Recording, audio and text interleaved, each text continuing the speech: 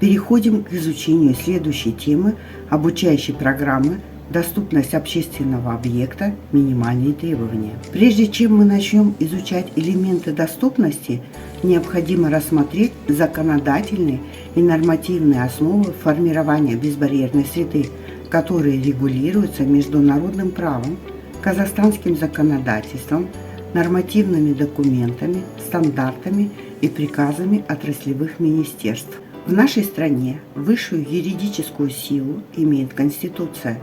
Конституция не содержит специальных норм о людях с инвалидностью, так как конституционные нормы применяются в равной степени ко всем гражданам государства.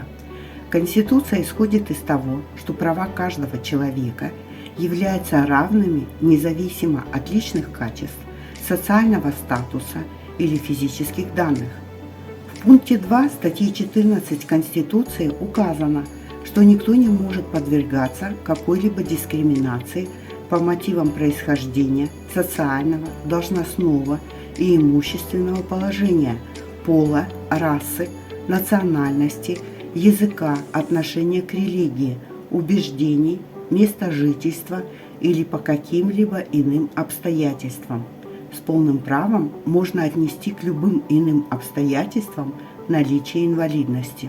Согласно Конституции, следующими по юридической силе являются международные договоры, ратифицированные Казахстаном. Они имеют приоритет перед местными законами. Конвенция ООН о правах людей с инвалидностью является международным договором, который принят Генеральной Ассамблеей ООН в 2006 году и вступил в силу в 2008 году. Казахстан ратифицировал конвенцию в 2015 году, поэтому в нашей работе она является основным документом. Теме доступности посвящена 9 глава Конвенции, в которой указано, что Казахстан должен принимать надлежащие меры для обеспечения людям с инвалидностью доступа наравне с другими к физическому окружению, к транспорту, к информации и связи, а также к другим объектам и услугам, предоставляемым населению как в городских, так и в сельских районах. К данной конвенции прилагается отдельный международно-правовой документ. Это факультативный протокол. Несмотря на то, что он был принят Генеральной Ассамблеей ООН в одно время вместе с конвенцией, протокол подлежит отдельной процедуре ратификации. Ратификация протокола даст возможность казахстанцам подавать жалобы в профильный комитет ООН о том, что они стали жертвами нарушений тех или иных положений конвенции. Указом президента протокол был подписан еще в 2008 году, но процедура ратификации до сих пор не завершена. Казахстан готовится в ближайшее время ратифицировать факультативный протокол, но на данный момент этот инструмент в работе мы использовать не можем. Требования Конвенции ООН о правах людей с инвалидностью получили отражение в национальном законодательстве. В соответствии с ним определена государственная политика в области соблюдения и защиты прав людей с инвалидностью. Необходимость обеспечения свободного доступа к объектам регламентирует Закон о социальной защите инвалидов.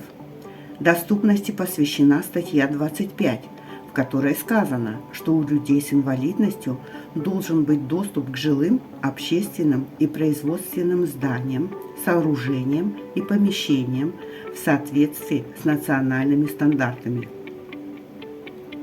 Основная нагрузка в решении проблем доступности лежит на местных исполнительных органах, а предприниматели обязаны создавать условия людям с инвалидностью для беспрепятственного доступа к зданиям и помещениям, транспорту. В статье 7 Закона об архитектурной, градостроительной и строительной деятельности говорится о том, что граждане имеют право на доступную людям с инвалидностью и другим маломобильным группам населения среду обитания и жизнедеятельности в пределах территории населенного пункта. Необеспечение должностными лицами, а также предпринимателями условий для беспрепятственного доступа к общественным объектам влечет привлечение к административной ответственности в соответствии с Кодексом Республики Казахстан об административных правонарушениях. В статье 83 данного кодекса «Нарушение законодательства Республики Казахстан о социальной защите инвалидов» перечислены нарушения в сфере доступности, а также размеры штрафных санкций за эти нарушения. Какие нарушения указаны в статье 83 Кодекса? Это необеспечение людям с инвалидностью доступа к объектам социальной и транспортной инфраструктуры, культурно-зрелищным мероприятиям, несоблюдение работодателем обязанностей по реабилитации после травмы на рабочем месте. Эти действия влекут наложение штрафных санкций на должностных лиц и предпринимателей от 50 до 400 месячных расчетных показателей. Повторное необеспечение доступа в течение года влечет увеличение штрафных санкций от 80 до 600 месячных расчетных показателей. Для удобства восприятия сумм штрафных санкций мы разработали таблицу, которую предоставляем вашему вниманию. Законодательство содержит специальные нормативные правовые акты строительной отрасли, подробным образом регламентирующие размеры соблюдения которых должны обеспечивать доступность общественных зданий для людей с инвалидностью. Основным документом является свод правил 3.06.101/2012 проектирование зданий и сооружений с учетом доступности для маломобильных групп населения. Общее положение. Введен в действие с 1 июля 2015 года с изменениями и дополнениями, в котором помимо строительных нормативов идет прямая ссылка на формы обеспечения доступности общественных зданий и сооружений. Это вариант А – универсальный проект и вариант Б – разумное приспособление. Вариант А устанавливает выделение для обслуживания не менее 5% мест, доступных для людей с инвалидностью. Вариант Б предполагает выделение на уровне входа специальных помещений или зон обслуживания, доступных для людей с инвалидностью. Этот вариант применим только в том случае, когда невозможно обеспечить доступность во всем здании.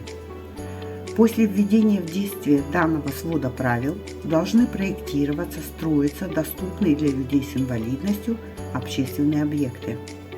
Если же обеспечение доступности на общественном объекте, который построен до 1 июля 2015 года, признается по каким-то причинам невозможным, то собственникам объекта должны быть разработаны и осуществлены необходимые меры в наибольшей степени, учитывающие потребности маломобильных граждан, которые, как мы уже знаем, называются разумное приспособление. Помимо документа СП 3.06.101/2012 есть ряд других строительных норм и сводов правил, регламентирующих обеспечение доступности в разных сферах жизнедеятельности, тексты которых вы найдете в дополнительных материалах. Значительный объем мероприятий по реализации задач Конвенции ООН о правах людей с инвалидностью отражается в государственных программах и планах.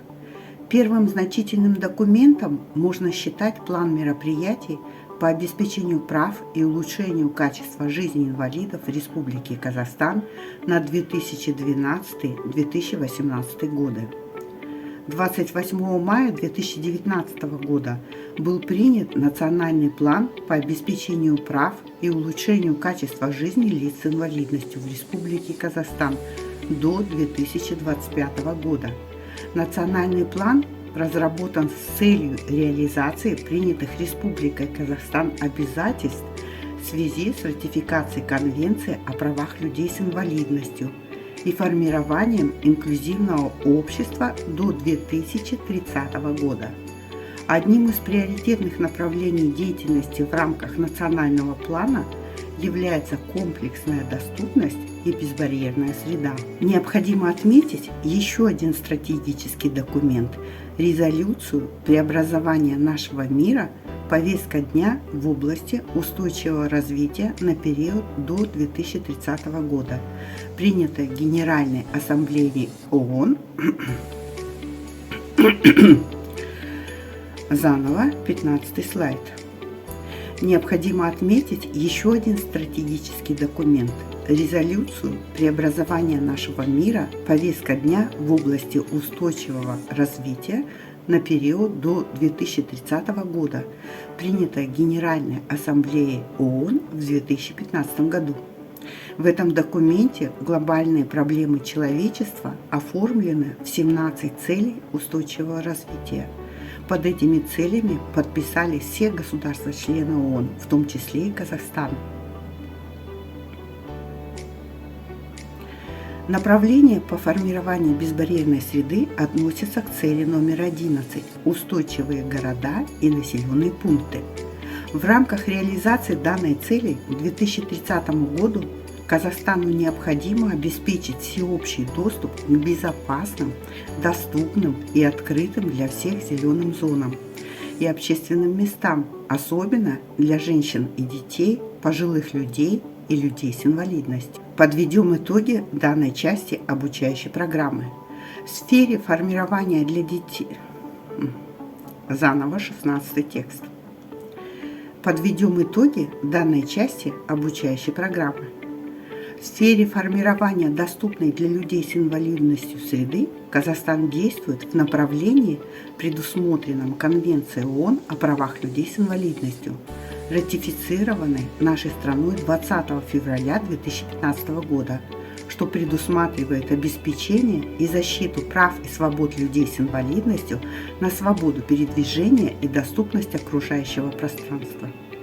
С 1 июля 2015 года в Казахстане введены в действие новые нормативы доступности. За необеспечение условий для беспрепятственного доступа людей с инвалидностью к объектам социальной и транспортной инфраструктуры предусмотрена административная ответственность. В следующей части мы рассмотрим элементы доступности в общественных зданиях и помещениях.